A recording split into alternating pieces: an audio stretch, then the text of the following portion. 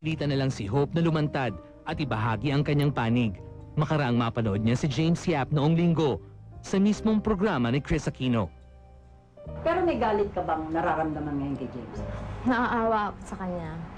Dahil pinanood mo ba siya? Kasi, opo, Umisa ng tawad kay pinanood ko yun. Ano naging feeling? Para siyang robot. Lalaki siya. Sana man lang, may ginawa na siya eh. Bago ka naman gumawa ng bagay-bagay, alam mo kung anong mga consequences. Ako, nung pinasok ko to, alam ko kung anong mangyayari. Alam kong mangyayari to. Opo. Nasasaktan ako. Mahal ko siya. Pero, hindi ko na inisip yun. Sabi ko, sige, ganun talaga eh. Na-in love na ako eh. Wala na akong magagawa doon. At wala akong pinagsisisi. May pangako ba siya sa'yo? Wala siyang pangako. Basta But doon sa 11 months, wala siyang sinabi sa'yo I love you? Wala Walang po. terms of endearment? Kasi ako naman, Paano mo mapipil na may love sa'yo yung kapartner mo kung wala man lang sinasabi sa'yo? yung pagte-text niya, yung... Pag doon sa mga text mo, mga I love you. Wala. Kasi ako naman, hindi ko naman na inaano na mag-I love you pa siya. Kasi alam ko naman may asawa siya. And alam ko, in the first place, kung saan ako lulugar. Hindi ako mag-expect ng ganun. Kahit sa moment ng kayong dalawa, sa intimacy nyo, dapat man lang meron di ba? Meron man lang Wala po kaming ganun. Hindi raw niya alam na kasal na pala si James at Chris nang magkarelasyon sila. Hope nung naging kayo, hindi pa buntis si Chris. Hindi pa. Hindi pa buntis si Chris. Bale. Nung nabuntis siya, anong pinag-usapan? Ano po kasi yun, 2 weeks kaming magka-text na noon.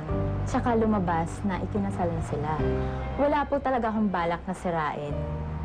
Tulad nung sabi niya na, kung sino man daw kung sino siya, yung parang sinabi niya sa dabas na, kung sino man siya na may gustong sirain ang marriage ko, pues sa ngayong point, hindi siya magtatagumpay. Ang sa akin lang, hindi ko sinisira. Kasi nung pinasok ko yon, alam ko kung saan ako. At hindi ako naghangad na pangakuan ako ni James ng kahit ano. Ayoko sana ding magpa-interview or what, kasi gusto ko na rin manahimik eh. Hindi naman ako showbiz para pag-usapan. Ayaw mo lang yung kumalat ng balita, ikaw ang naghahabol. Opo, ayoko lang yung balitang yon na parang nilalabas pa nila na alam ko nagpapabayad. Pero wala akong ni pisong hiningi kay James. Hindi naman siya napupusang bigyan ng regalo. Hindi po. Ikaw, may binibigay ka ba sa kanya? Wala. Hindi mo pa rin nalap ka ni Oo naman po. Sa mga sumusubaybay po kay Miss Chris Aquino at kay James Yap, sana po wag niyo akong husgahan. Huwag kayong magalit sa akin kasi tao lang po ako. Babae lang din ako na in love. At mahal na mahal ko siya. At ngayon na iwan mag-isa, sa laban. nakawawa. Ito ang excited na lakas ng mga taong mahihilig sa intriga.